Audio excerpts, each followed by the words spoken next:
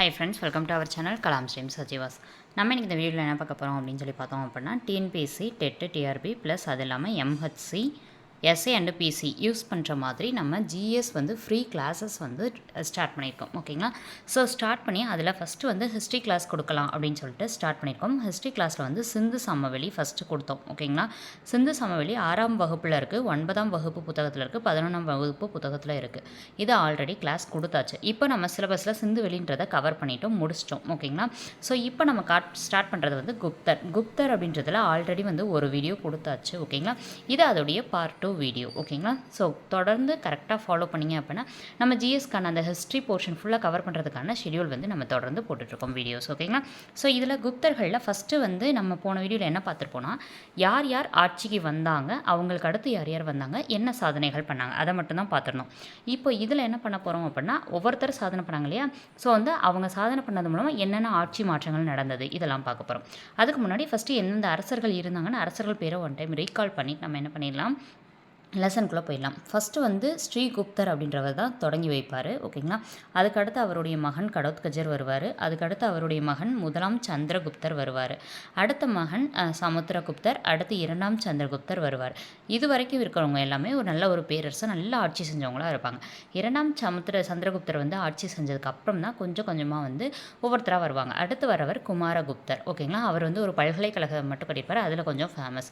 குமாரகுப்தர் முடிஞ்சோடனே ஸ்கந்தகுப்தர் வருவார். ஸ்கந்தகுப்தர் முடிஞ்சோடனே பாலாதித்யர் அப்படின்னு சொல்லிட்டு வருவார். அவருடைய இன்னொரு பெயர் வந்து முதலாம் நரசிம்மகுப்தர் அப்படின்னு சொல்லலாம். பாலாதித்யர் அப்படின்றவர் தான் கடைசி பேரரசர் அப்படின்னு சொல்லலாம். அவர் முடிச்சு லாஸ்ட்டில் வரவர் தான் வந்து விஷ்ணுகுப்தர் தான் கடைசி அரசர். ஓகேங்களா? ஸோ இதுதான் குப்தர்களுடைய பெயர்கள், என்ன ஆர்டரில் அவங்க வந்தாங்கன்னு. ஏன்னா வரிசைப்படுத்துக, அவங்க ஆட்சி செஞ்சதுபடி வரிசைப்படுத்துகன்னு கேட்பாங்க. அதுக்காக தான் நம்ம வந்து இதை ஒன் டைம் ரீகால் பண்ணிட்டோம். இப்போ இதெல்லாம் வந்து நம்ம என்ன பண்ணிட்டோம், போனதுலேயே பார்த்துட்டோம். இப்போ குப்தர்கள் ஆட்சி அமைப்புன்றதுல தான் பார்க்கணும். ஏன்னா நம்ம இதோட முடிச்சிருந்தோம் போன வீடியோவில் அப்படின்னா விஷ்ணுகுப்தரோட முடிச்சிருந்தோம். ஓகேங்களா? ஸோ இப்போ வந்து நம்ம குப்தர்களின் ஆட்சி அமைப்பு பார்க்க போகிறோம். பார்க்கலாமா? குப்த அரசர்கள் தெய்வீக உரிமை கோட்பாட்டினை கொண்டிருந்தனர். அரசர் கடவுளின் பிரதிநிதியாக கருதப்பட்டார். எனவே அரசர் கடவுளுக்கு மட்டுமே பதில் சொல்ல கடமைப்பட்டவர், மற்றவர்களுக்கு பதில் சொல்ல வேண்டியதில்லை எனும் கோட்பாடு அவங்க கிட்ட இருந்தது அப்படின்னு சொல்லியிருப்பாங்க. அதாவது அரசர் வந்து கடவுளுக்கு மட்டும் கட்டுப்பட்டால் போதும் அப்படின்றத அவங்களுடைய கோட்பாடு. அதை தான் தெய்வீக உரிமை கோட்பாடு அப்படின்றத சொல்கிறாங்க. குப்த அரசர்கள் அரசியல், நிர்வாகம், இராணுவம், நீதி வழங்கல் இந்த மாதிரியான நிறைய துறைகளில் அதிகாரம் பெற்று திகழ்ந்திருக்கிறாங்க.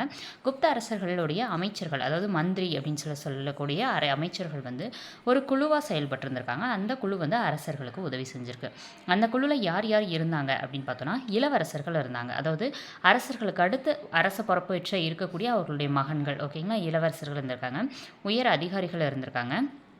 கப்பம் கட்டக்கூடிய சிற்றரசர்கள். கப்பம் கட்டும் சிற்றரசர்கள்லாம் என்னென்னா, ஆல்ரெடி அந்த பகுதியை அவங்க கைப்பற்றி அவங்களுக்கு கீழே கொண்டு வந்திருப்பாங்க. கொண்டு வந்தாலும் நீயே அந்த நாட்டை ஆட்சி செஞ்சுக்கோ, ஆனால் எனக்கு கீழே இருந்து நீ கப்பம் கட்டணும்னு சொல்லியிருப்பாங்க. ஸோ அந்த கட்டம் கட்டக்கூடிய இந்த சிற்றரசர்கள் இவங்களாம் இருந்தாங்க. நாட்டின் அன்றாட நிர்வாகத்தை திறம்பட நடத்த பெரும் அளவிலான அதிகாரிகள் குப்த அரசர்களால் பணியமர்த்தப்பட்டனர். அதாவது நிர்வாகம் நல்லா நடக்கணும் அப்படின்னா, இப்போ ஒரு எடுத்துக்காட்டுக்கு ஒரு கவர்மெண்ட் ஆஃபீஸ்க்கு நீங்கள் ஏதோ ஒரு ஒர்க்குக்கு போகிறீங்க. அங்கே வந்து அந்த ஆஃபீஸருக்கு அந்த இதுக்கு வந்து அங்கே ஆஃபீஸருக்கு கரெக்டாக வேலை நடக்கலை அப்படிங்கும்போது அங்கே வேகன்சி வந்து நிறைய இருக்கும் இல்லையா? ஸோ அப்போ நமக்கு டென்ஷன் ஆகும். நம்ம என்னடா வேலைக்கு வந்திருக்கோம், நம்மளோட வேலை நடந்து முடிய மாட்டேங்குதுன்ற மாதிரி ஒரு டென்ஷன் வரும் இல்லையா? ஸோ அப்போ நிர்வாகம் கரெக்டாக நடக்கணும்னா அந்தந்த வேலையாட்கள் அப்படின்றவங்க வந்து அதிகமாக இருக்கணும். ஓகேங்களா? மக்களுக்கு தேவையான அளவுக்கு இருக்கணும். இருந்தால் தான் இந்த டக்குன்னு வேலை நடக்கும். அதுதான் இங்கே சொல்லியிருக்காங்க. ஸோ நிறைய அதிகாரிகளை இவங்க வந்து பணியமர்த்தியிருக்காங்க. உயர் பதவிகளில் அமர்த்தப்பட்ட அதிகாரிகள் தண்டநாயகர், மகா தண்டநாயகர் அப்படின்னு சொல்கிறாங்க. ஸோ அப்போ உயர் பதவிகளில் இருந்தவங்களை என்னன்னு சொல்லியிருக்காங்கன்னா, தண்டநாயகர், மகா தண்டநாயகர். இது எப்போ நம்ம ஞாபகம் வச்சுக்கிறதுனா, தண்டமாக இருந்தாலும் உயர் பதவிக்கு போக முடியாது. நம்ம பகலாக படித்தா தான் உயர் பதவிக்கு போக முடியும் அப்படின்ற மாதிரி வச்சுக்கோங்க. ஈஸியாக ஞாபகம் வந்துடும் நமக்கு. ஓகேங்களா?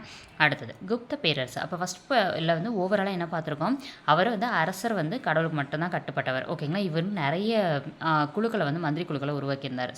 மந்திரி குழுக்களில் நிறைய பேரை வந்து வச்சு உருவாக்கினாங்க. அது இவருக்கு வந்து ஹெல்ப் பண்ணியிருக்கு. அவ்வளோதான். அப்புறம் மகா தண்டநாயகர் இவங்களை பற்றி மட்டும்தான் பார்த்துருந்தோம். இப்போ அடுத்த பேராகிராஃப். குப்த பேரரசு அப்படின்றது தேசம் அல்லது புக்தி அப்படின்னு சொல்லிட்டு நிறைய பிராந்தியங்களாக பிரிச்சிருந்தாங்க. ஸோ இந்த பாயிண்ட் வந்து நம்ம என்ன பண்ணணும்னா, இந்த மாதிரி பார்க்காம லைனாக பார்க்கணும். ஃபஸ்ட்டு வந்து நிறைய பிராந்தியங்கள் இருந்தது. ஃபஸ்ட்டு என்ன இருக்குது அப்படின்னா, தேசம். நான் சொல்கிற மாதிரி இப்போ எப்படி ஸ்ரீகுப்தர் அடுத்து கடவுளுக்கு அந்த மாதிரி நோட் பண்ண மாதிரி இதை நோட்ஸ் எடுத்துக்கோங்க.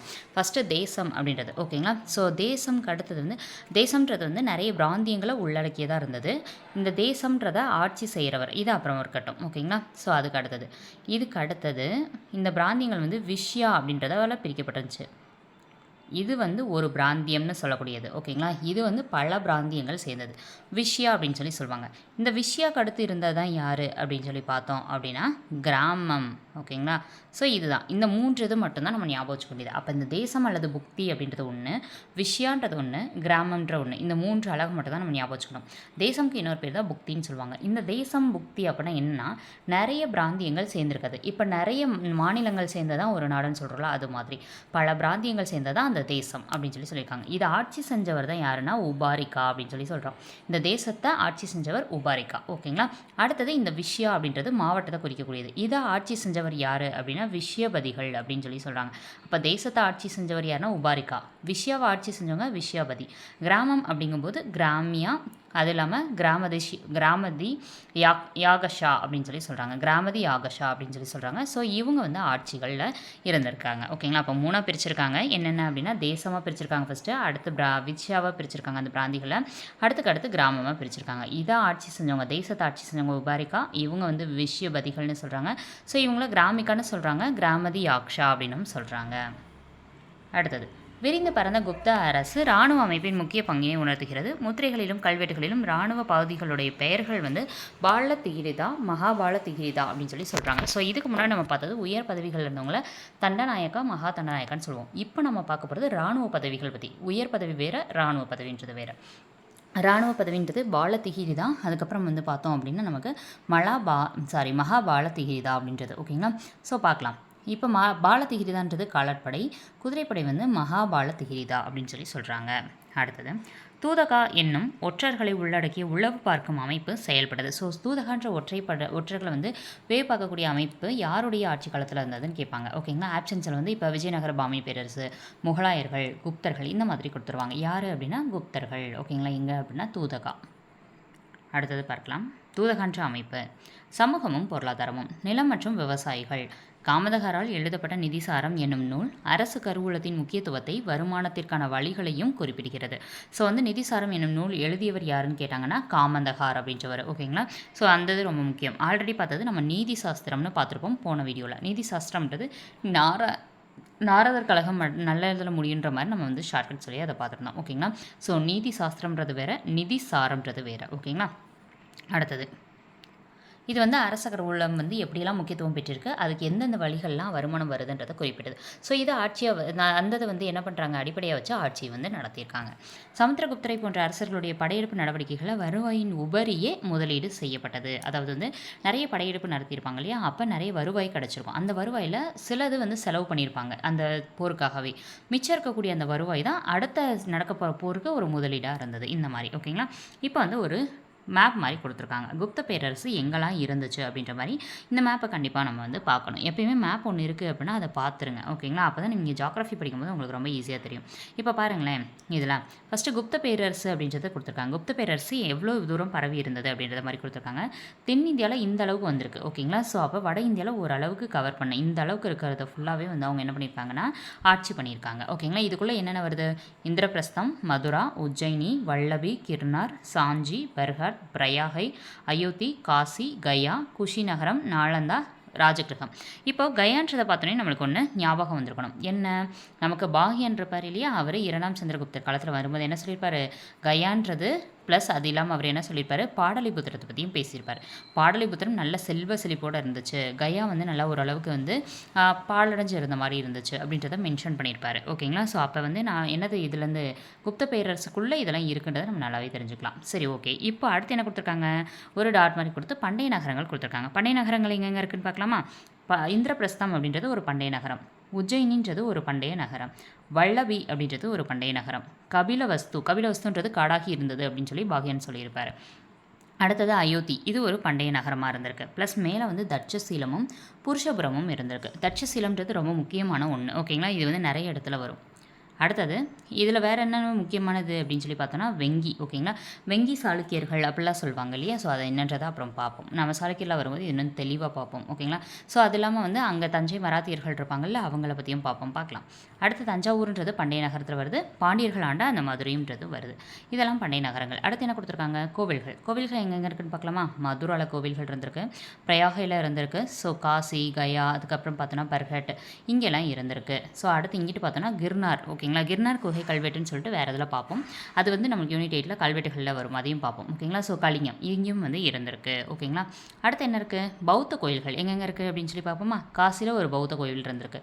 குஷி நகரம் இங்கே ஒரு பௌத்த கோவில் இருந்திருக்கு. ஓகேங்களா, ஸோ இது 2 இடத்துலையுமே பௌத்த கோவில் இருந்திருக்கு. அவ்வளோதான் டோட்டலாகவே கொடுத்துருக்காங்க.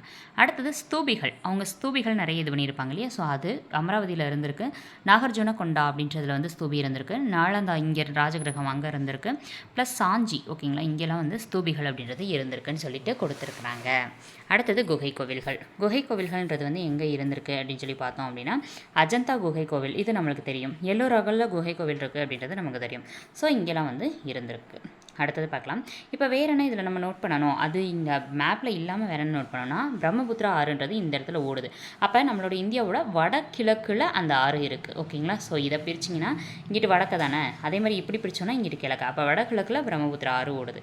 இதை நம்ம தெரிஞ்சுக்கணும். இதெல்லாம் தெரியாதா அப்படின்னா பிகினர்ஸ்க்கு தெரியாது. ஓகேங்களா, ஸோ அடுத்து என்ன பார்க்கணும், கோதாவரி இருக்குது. கோதாவரிக்கு கீழே கிருஷ்ணா, அதுக்கடுத்து கீழே வந்து பல்லவர்கள் ஆட்சி செஞ்ச பகுதி, அதுக்கு கீழே சோழர்கள், இந்த சைடு சேரர்கள் ஆட்சி செஞ்சுருக்காங்க, கீழே இருக்கிறத பாண்டியர்கள் ஆட்சி செஞ்சுருக்காங்க. ஓகேங்களா, அடுத்தது பார்க்கலாம்.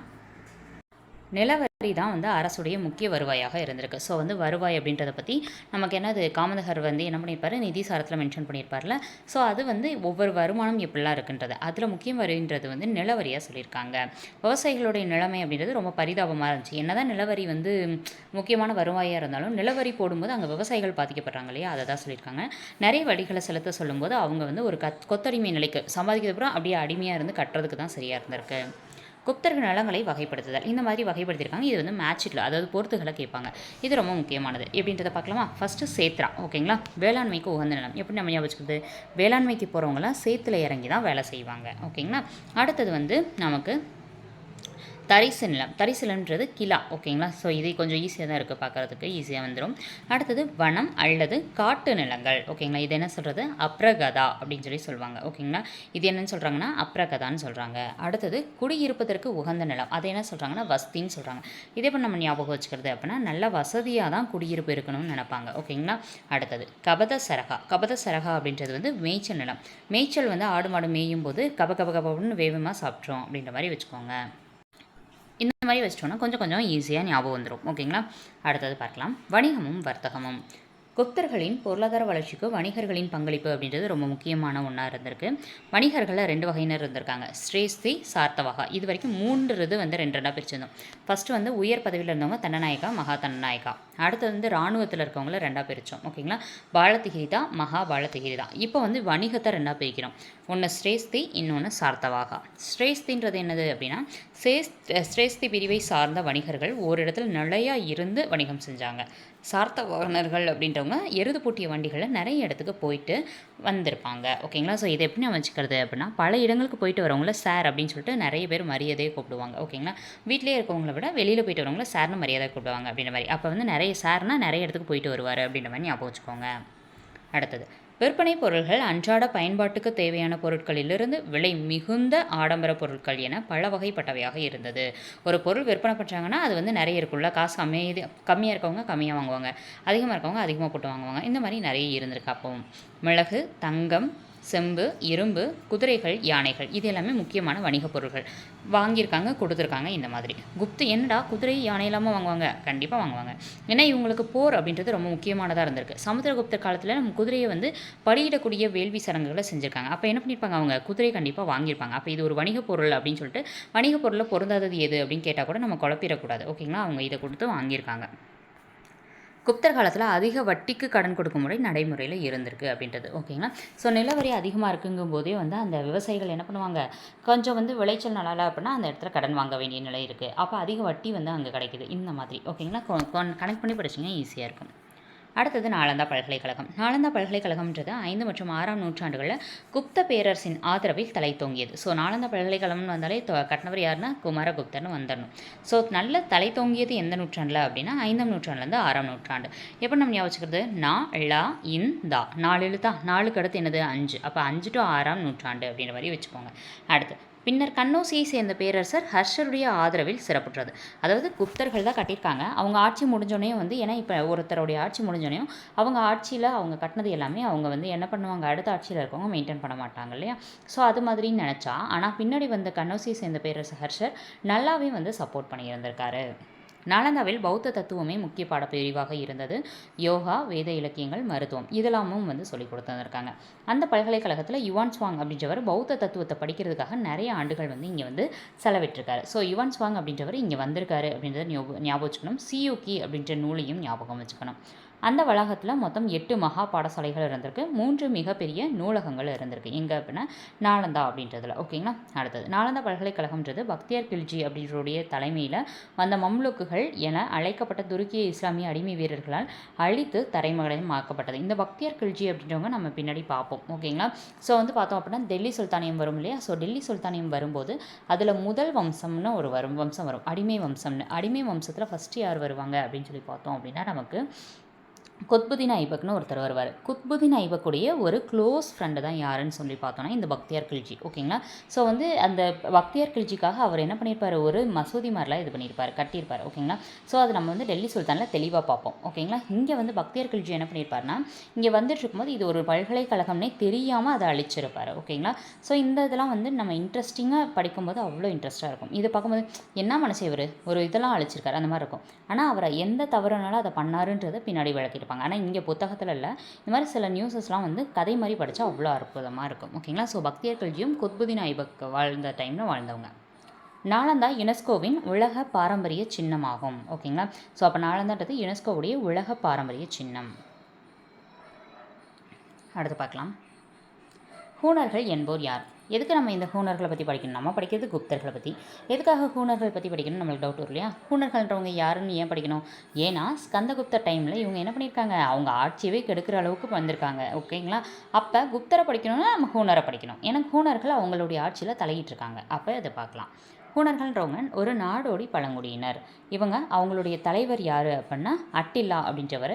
அவங்களுடைய தலைமையில் தான் ரோமாபுரி ப்ளஸ் கான்ஸ்டாண்டினோபிள் இவங்க எல்லாத்தையுமே ஒரு பேரச்சத்துக்கு உள்ளாக்கி இருந்துட்டு அவங்களோட தொடர்புடைய வெள்ளை ஹூணர்கள் மத்திய ஆசியாவிலேருந்து இந்தியாவுக்கு வந்திருக்காங்க. நம்ம இந்தியான்றது தெற்காசியாவில் இருக்கக்கூடியது. ஓகேங்களா? ஸோ இப்போ இதுதான் நம்மளோட ஆசிய பகுதினா நம்மளோட இந்தியா இந்த மாதிரி கீழே இருக்கும். ஓகேங்களா? ஸோ இந்த மத்திய ஆசியாவிலேருந்து இப்படி வந்திருக்காங்க. ஓகேங்களா?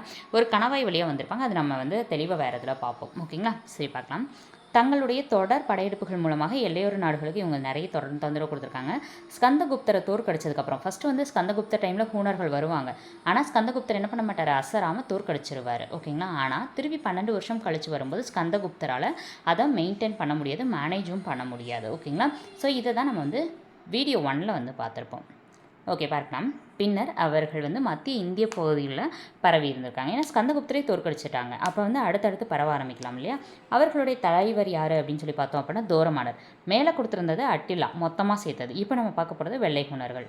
ஓகே அடுத்து பார்க்கலாம். அவர் ஒரு அரசராக முடிசூட்டிக்கிறார். யார் அப்படின்னா தோரமானர். அவருக்கு பின்னர் அவருடைய மகன் மிகிரகுலர் ஆட்சி செய்தார்.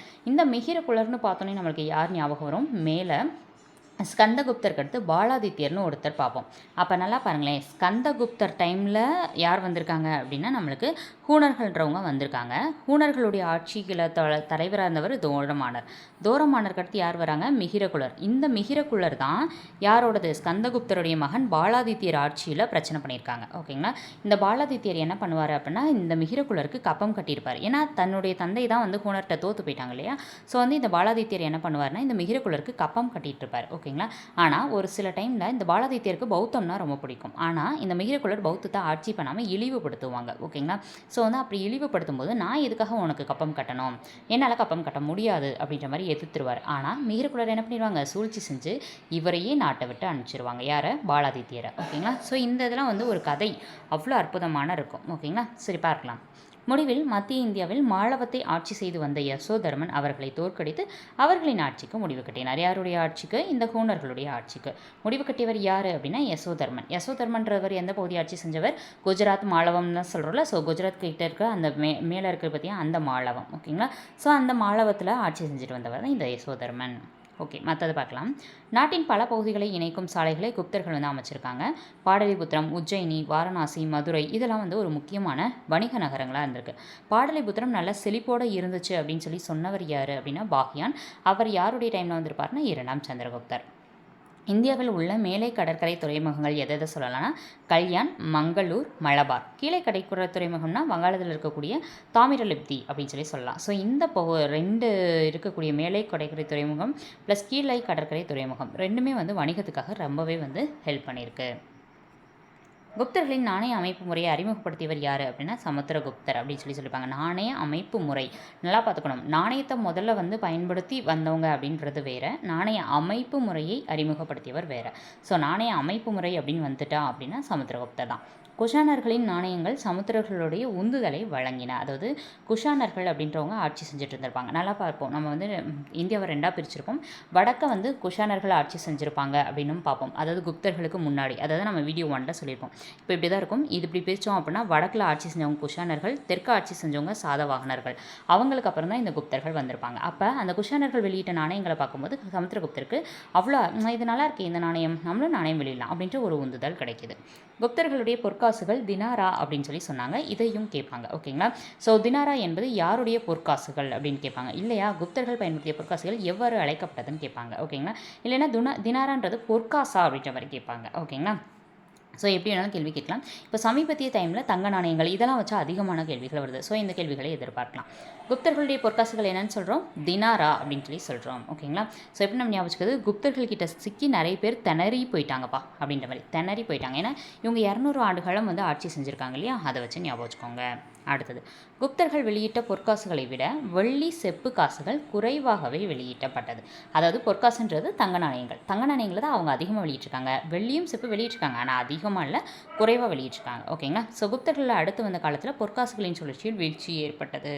அது பேரரசுடைய வளங்களின் வீழ்ச்சியை சுட்டி காட்டுவதாய் உள்ளது. அதாவது அவங்க நிறைய தங்க நாணயங்கள் வெளியிட அடுத்து வர வர வந்து வீழ்ச்சி ஏற்பட ஆரம்பிக்குது. அதுவே ஒரு காரணமாகவும் அமைஞ்சிருது.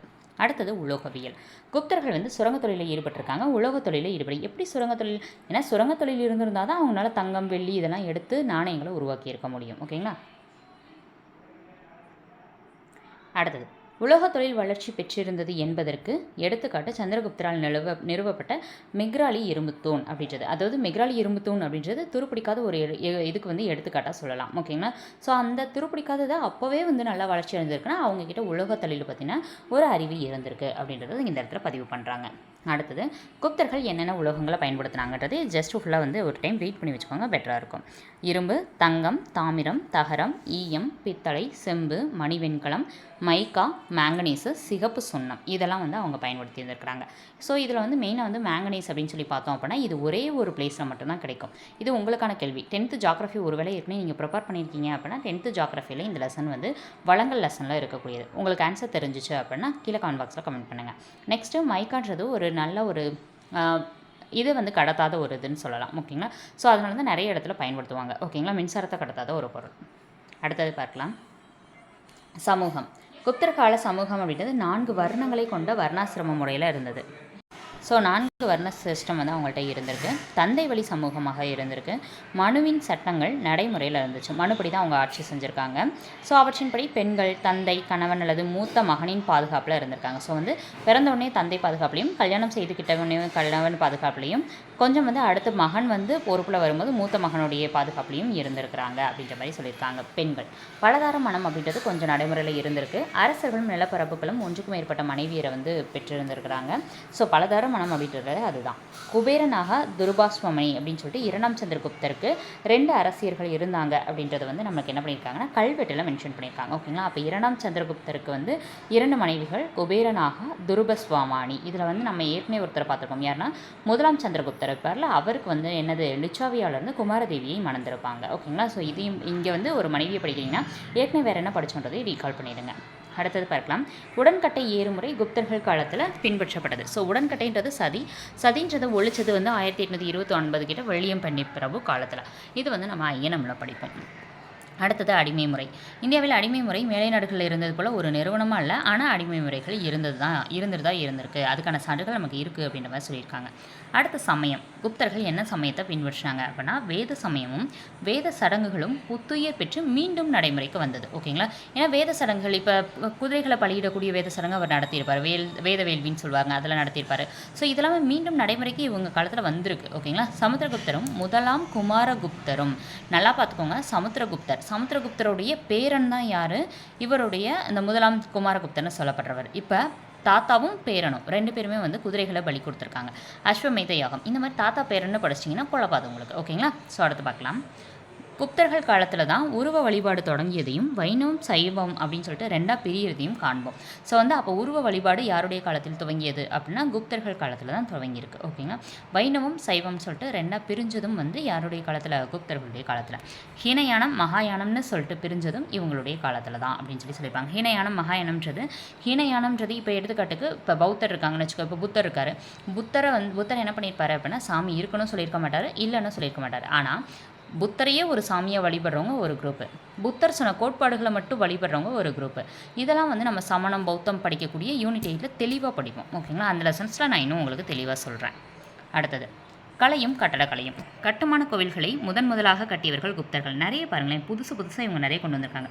பழைய சடங்குகளை கொண்டு வந்திருக்காங்க. ப்ளஸ் அது இல்லாமல் வந்து பார்த்தோம் அப்படின்னா உருவ வழிபாடாக தொடங்கி வச்சுருக்காங்க. கட்டுமான கோவில்களை இவங்க தொடங்கியிருக்காங்க. இதுக்கு முன்னாடி பாறை கோவில்கள் இந்த மாதிரி தான் இருந்திருக்கு. இவங்க தான் கட்டுமான கோவில்களை கொண்டு வந்திருக்காங்க. ஓகேங்களா?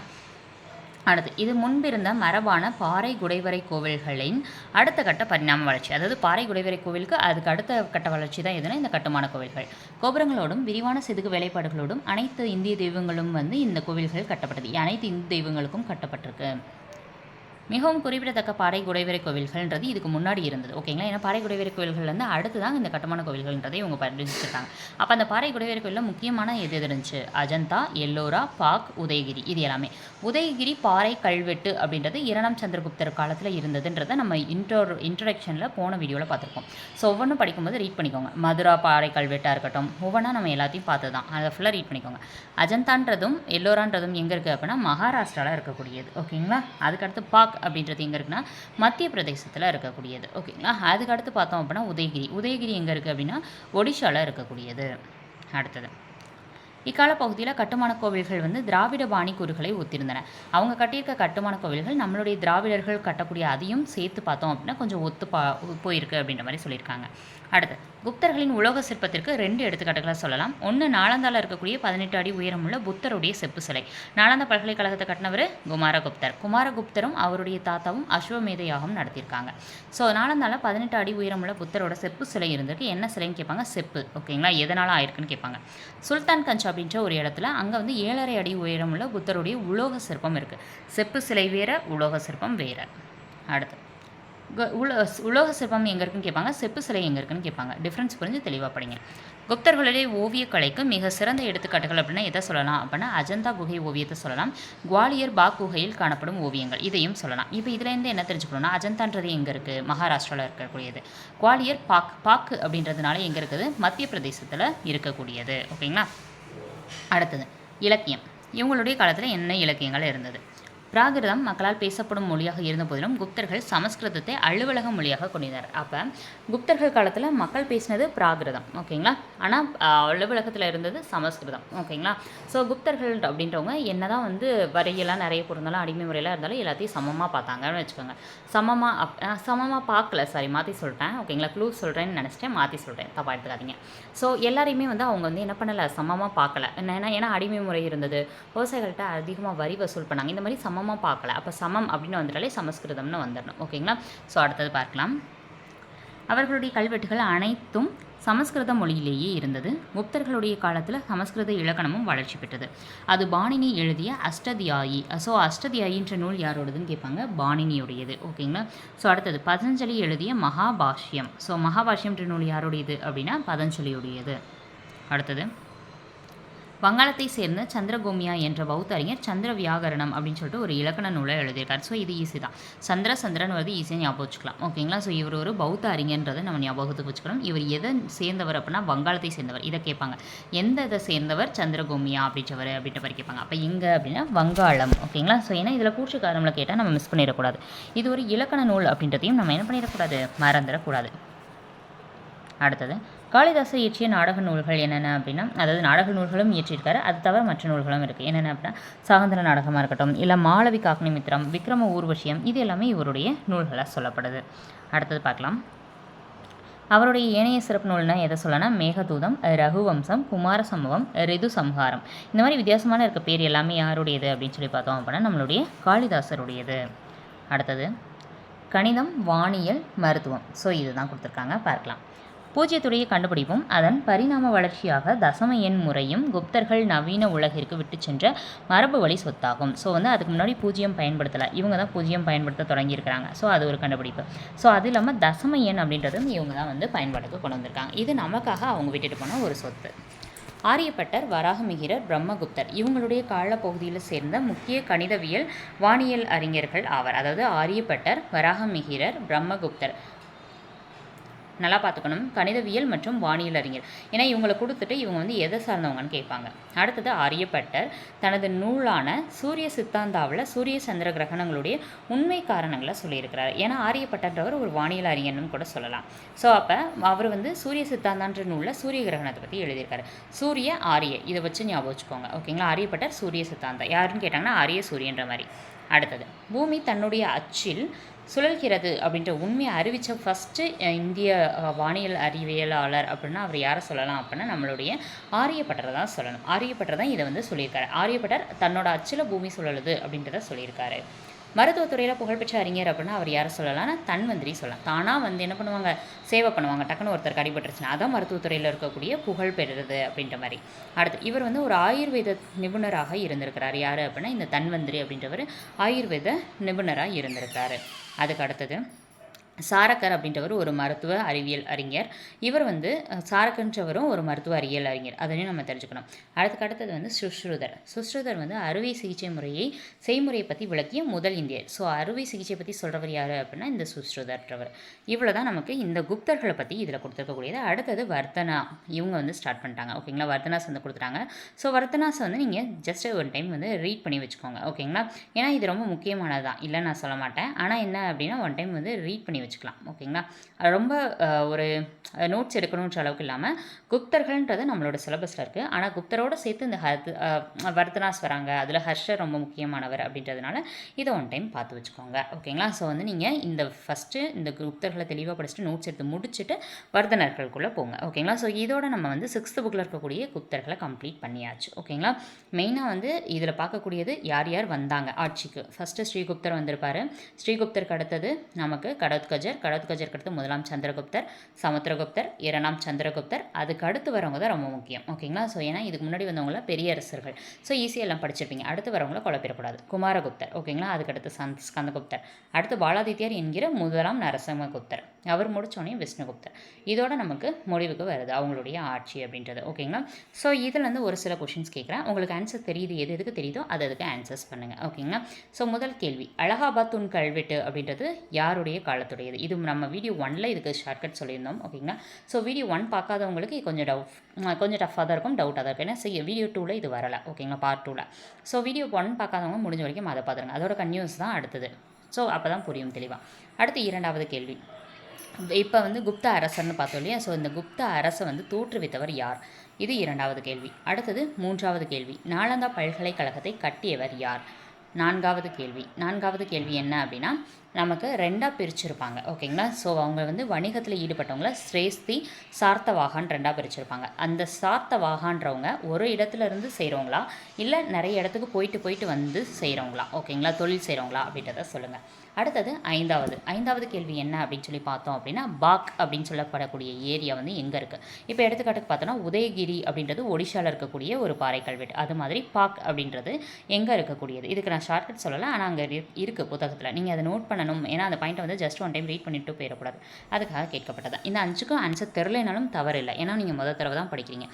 படிக்க தான் இதெல்லாம் ஈஸியாக வரும். ஓகேங்களா. ஸோ வீடியோ பிடிச்சிருந்தா லைக் பண்ணிவிட்டு எப்படி இருந்தது அப்படின்றத மறக்காமல் கீழே கமெண்ட் பாக்ஸில் கமெண்ட் பண்ணிடுங்க. வீடியோ பிடிச்சிருந்தா லைக் பண்ணிவிட்டு பக்கத்தில் இருக்க சப்ஸ்கிரைப் பட்டனா பக்கத்தில் இருக்கிறத கிளிக் பண்ணிவிட்டு பக்கத்தில் ஒரு பெல் ஐக்கன் இருக்கும், அதை ஆன் பண்ணி வச்சுக்கோங்க. அப்போ தான் அடுத்த கிளாஸ் போடும்போது உங்களுக்கு நோட்டிஃபிகேஷன் வரும். நம்மளோட டெலகிராம் சேனலோட லிங்க் வந்து கீழே டிஸ்கிரிப்ஷனில் இருக்கும், அதை கிளிக் பண்ணி ஜாயின் பண்ணிக்கோங்க. அப்புறம் நம்மளோட சேனலில் பார்த்தோம் அப்படின்னா தமிழ் ப்ளஸ் மேக்ஸு அடுத்து சயின்ஸு இது 3க்குமான டெஸ்ட் பேட்ச் வந்து போயிட்டுருக்கு. ஓகேங்களா. இந்த 3க்குமான டெஸ்ட் பேட்ச் போயிட்டுருக்கு.